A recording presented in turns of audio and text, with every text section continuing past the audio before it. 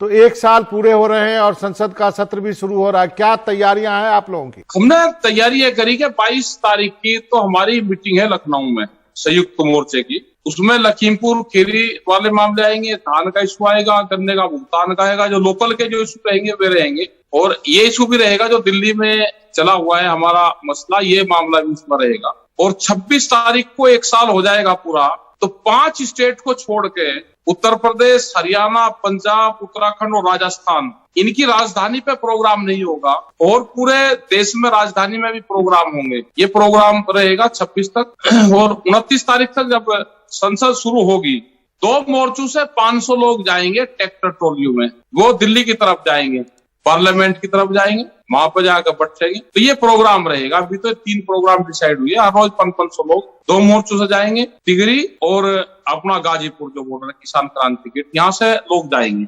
लेकिन वो high security zone है सर, वहां पे तो आपको घुसने नहीं दिया जाएगा। हम क्या घुसने जा रहे हैं, हम तो जाने जा रहे हैं, वहां पे चले जाएंगे। घुसने तो जो वैसे लोग होते हैं जो बाहर से आए विदेशी और घुसते हैं, हम तो बता के जाएंगे। तो उसके लिए तो परमिशन लेनी होगी, परमिशन तो मिलेगा नहीं।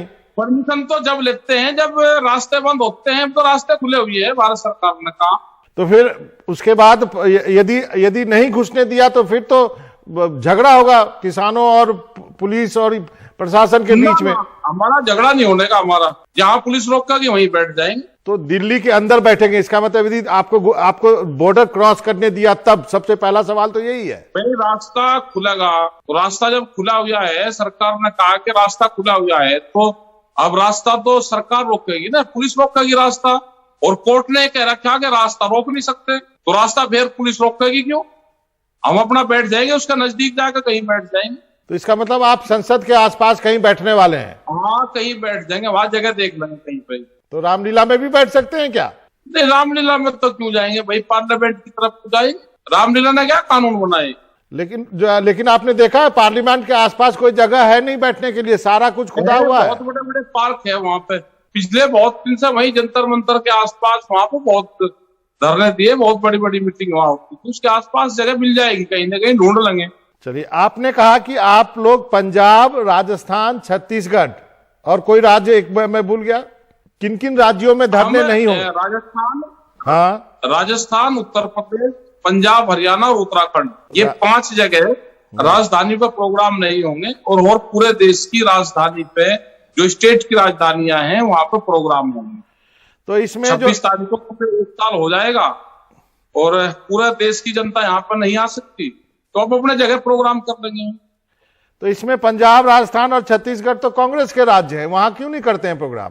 नहीं, उत्तर प्रदेश में भी नहीं है, उत्तर प्रदेश में तो दूसरों का है किसी का, और उत्तराखंड में भी बीजेपी का है। उत्तर प्रदेश, उत्तराखंड में क्यों नहीं कर रहे? चलिए, वहां पे ये है कि ये नजदीक पड़ते हैं, इनके सबके बॉर्डर लगे हुए हैं यहाँ पे, तो वहां के लोग यहाँ रहेंगे। और 22 तारीख में प्रोग्राम लखनऊ में हो जाएगा, और अगर करना होगा तो 22 तारीख में देख लेंगे, वहां पे भी लोग फिर करना चाहेंगे तो वहां कर लेंगे, उनको ऊपर छोड़ देंगे। आपने कहा कि 22 तारीख को जो लखनऊ में जो मीटिंग महापंचायत होने वाली है वो ऐतिहासिक होगी, इसका खुलासा करेंगे, जरा लोगों को समझाएंगे। बड़ी पंचायत होगी, ऐतिहासिक तो नहीं उसको कहेंगे, लेकिन बड़ी पंचायत करेंगे। तो क्या करेंगे उसमें? एक तो अजय टैनी की गिरफ्तारी है, उसके खिलाफ मुकदमा दर्ज हो रहा है, उनकी बर्खास्तगी है, और वहां पे पूर्ण रूप से एक दहशत वहां पे है लखीमपुर खीरी में, और जब तक ये अजय टैनी गिरफ्तार नहीं होगा, ये इस्तीफा नहीं देगा, वो दहशत पूर्ण रूप से बनी रहेगी।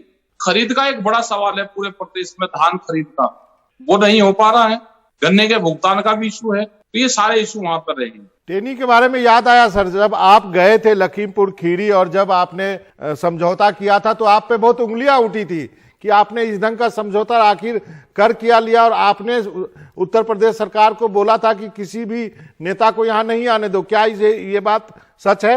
नहीं, वो तो एक जो समझौता हुआ है वहां पे, अभी जो मामला केंद्र सरकार का ज्यादा रह रहा है, उसमें गिरफ्तारी और उनकी बर्खास्तगी, उत्तर प्रदेश वाले ये कह रहे हैं जो हमने करना था वो हमने कर दिया, क्योंकि उस टाइम पे हम अकेले नहीं थे, 10,000 से ज्यादा वहां लोग थे। वहां पे 9 आदमी जो कमेटी के थे उसके भी थे, उनके रिश्तेदार थे, परिवार के लोग थे, और जो समझौता हुआ है वो सबकी सहमति से समझौता हुआ।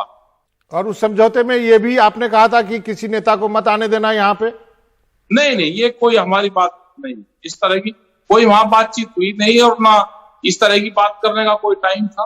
नेता तो वहां पे गए हैं, नेता बाद में गए, लेकिन आपके समझौते को लेकर के थोड़ा संशय पैदा हुआ था कि आप आगे बढ़ के शायद उत्तर प्रदेश सरकार को मदद कर रहे हैं। जो भी समझौता करा वहां की पब्लिक ने समझौता किया, हम भी उसमें से एक थे। और वहां पे बहुत लीडर वहां पे थे जो पहले से ही वहां मौजूद थे, जो नजदीक थे, वहां जा सके थे, वे वहां पे थे। सबकी सहमति से एक सहमति अधिकारियों की और वहां के लोगों की बनी, उसमें हम भी शामिल थे। आपने कहा कि ट्विटर ट्रैक्टर हम चला लेंगे, ट्विटर तुम चला लो, इसका क्या मतलब है? हमारा ये है कि जो किसान हैं वो ट्रैक्टर में तो मजबूत है चलाने में, और हमारे जो नौजवान बच्चे हैं जो फोर्स में है वो ट्रक, वो वहां टैंक भी चलाते हैं फोर्स में, वो किसान ही है सब। लेकिन ट्विटर पे ये जो आजकल आ रहे हैं ये ज्यादा चलाते हैं बीजेपी के लोग।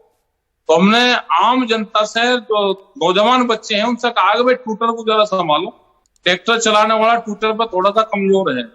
तो भारतीय किसान यूनियन को ट्विटर की क्या जरूरत है? हाँ, नहीं, जरूरत तो पड़े, जरूरत पड़े, ट्विटर की भी जरूरत पड़े। जब ये पॉलिटिकल पार्टी वालों को कहीं की जरूरत पड़े ट्विटर की, तो नहीं, तो ट्विटर की जरूरत क्यों पड़े? नहीं, ट्विटर की जरूरत क्यों ना पड़े? जब पूरा देश डिजिटल हो रहा तो किसान भी डिजिटल हो जाए। हमारी फसलें तो डिजिटल नहीं हुई, लेकिन ट्विटर को चलाना सीख लेना चाहिए। क्या आपको लगता है कि आपके खिलाफ ट्विटर पे आपके खिलाफ प्रोपेगेंडा होता है? हाँ, होता है, क्योंकि 20,000 से लगाकर 2.5 लाख रुपए तक की सैलरी देते हैं ये जो सरकार के लोग हैं। इन्होंने अपने लोग बैठा रखे हैं, पूरा पूर्ण रूप से प्रोपेगेंडा चलाते हैं। तो उसके लिए आप भी क्या बनाएंगे वैसा कोई आईटी सेल? नहीं, हमारा तो नहीं है ज्यादा, हमारा तो नॉन फंडिंग वाला है, जो भी मदद कोई कर दे उतना ठीक है, हमारे पास में कहां से फंड आएगा। टिकैत साहब, एक चीज जानना चाहता हूं कि अब 1 साल हो गए इस आंदोलन को, कहा जाता है कि आंदोलन कितना लंबा खींचा जा सकता है, इस बात को लेकर भी अब डिबेट हो रहा है। तो कब तक ये आंदोलन चलेगा और इसमें नई ऊर्जा कैसे भरेंगे? सभी संगठनों के बीच कैसे एकता रहेगी? क्योंकि बीच में ये भी खबर आई कि चुटनी साहब और टिकैत साहब के बीच में कुछ कहासुनी हो गई, ये सब भी खबरें थी। नहीं, हमारे बीच में कोई और नहीं है, ये तो पूरा देश का किसान है, वो इसको चलाएगा।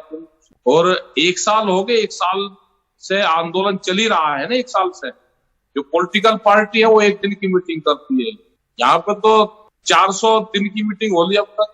भाई 1 साल तो इसमें होगा, 365 दिन तो इसमें लगा, आप लगा लो। उससे पहले भी 3-3, 4-4 महीने पहले लोग आंदोलन करते हैं, तो ये चल ही रहा है ना। अब देश के किसानों को हरा के सरकार जीतना चाहती है तो बात अलग रही। तो क्या किसान नहीं हरा सकता सरकार को? चुनाव है, एक माध्यम है आपके पास हराने के लिए। नहीं, हमारे पास में आंदोलन माध्यम है हराने का। ये ना किसी की हार की लड़ाई है, ना किसी की जीत की। ये तो जमीन बचे, हमारे फसलों के रेट मिले, तो ये तो आम जनता का है। रोटी उसकी बचे, तिजोरी में रोटी ना जाए, अनाज गोदामों में कैद ना हो, किसी का ताला ना लगे अनाज पे, ये तो लड़ाई उसकी है। गरीब की लड़ाई है, किसान की लड़ाई है, और तानाशाह सरकार के खिलाफ संघर्ष है। एक अंतिम का सवाल है, यूपी में चुनाव है, उत्तराखंड में चुनाव है, पंजाब में चुनाव है, क्या रणनीति रहेगी आप लोगों की? चुनाव जब आचार संहिता लग जाएगी तो रणनीति बता देंगे। चलिए ठीक है, उस वक्त आपसे फिर। अभी तो सरकार के पास में टाइम है। क्या आपको लगता है सरकार बिल वापस लेने की कुछ कोशिश करेगी? अभी नहीं पता।